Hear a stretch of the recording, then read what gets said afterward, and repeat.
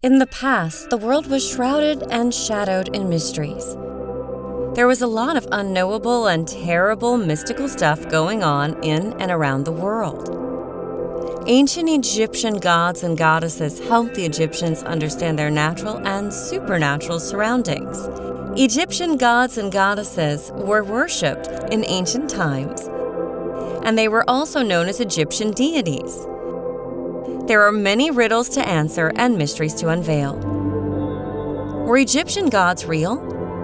How were Egyptian gods created? When were Egyptian gods worshipped? What Egyptian gods are there? Can Egyptian gods die? Which Egyptian gods are most important?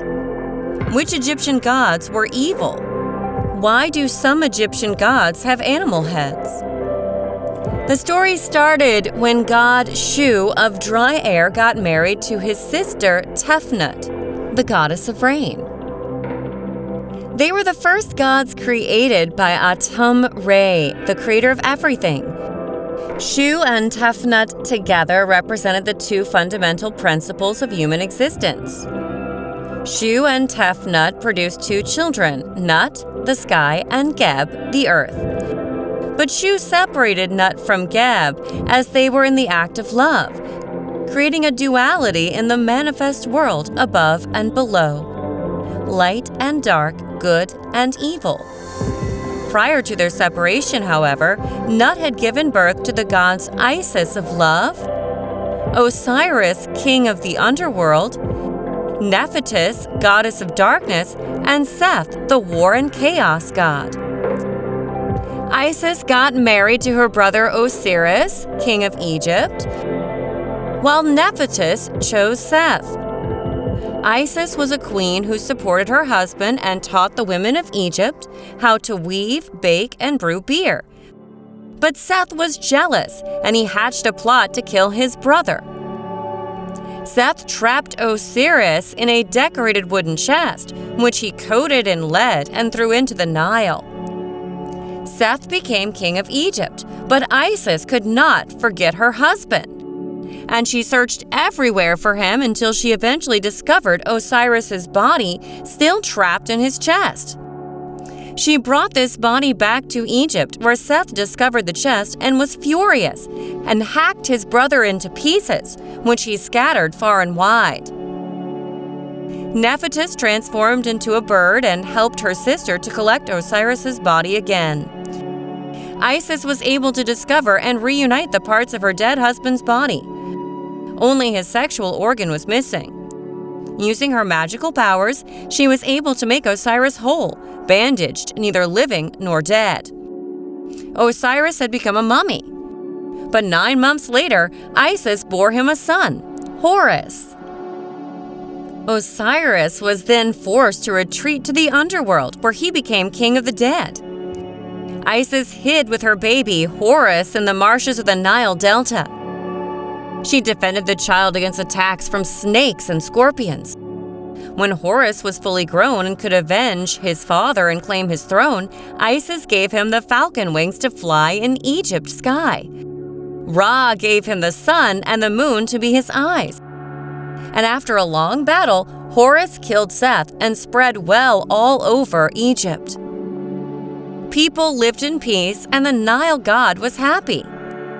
Ancient Egyptian gods and goddesses were part of everyday life for the Egyptians. The Egyptian pantheon had over 2,000 gods, which is unsurprising. Isis with the wings, Osiris, protector of death and mummies, Horus the falcon, protecting the earth, Amun-Ra, sun god, cow goddess Hathor, maintaining all life on earth, the warrior Bastet, the lady cat goddess, and the jackal Anubis god of death and protector of graves. They all maintain Ma'at, the justice on earth.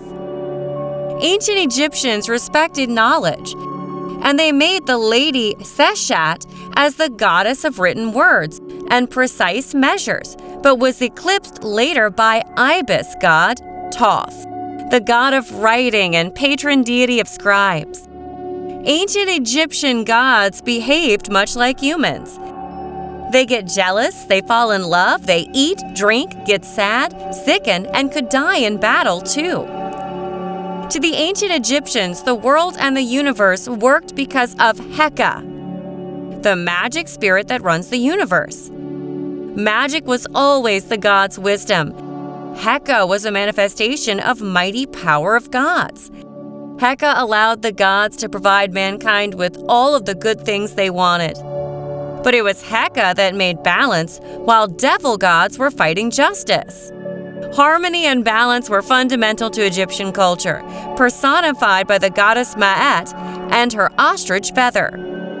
The power of Heka gave Ma'at strength, just as it did with all of the other Egyptian gods. An animistic religious system gave way to one that was largely anthropomorphic and infused with magic, and the gods evolved accordingly. But Heka was more than a god of magic and healing. It was the fundamental energy that enabled the creation and sustained both mortal and divine life, predating all of the other gods and allowing them to exist. The land of the pharaohs has more myths and mysteries to solve, and our Egypt United Tours group of Egyptologists will always be here to reveal more secrets about Egypt.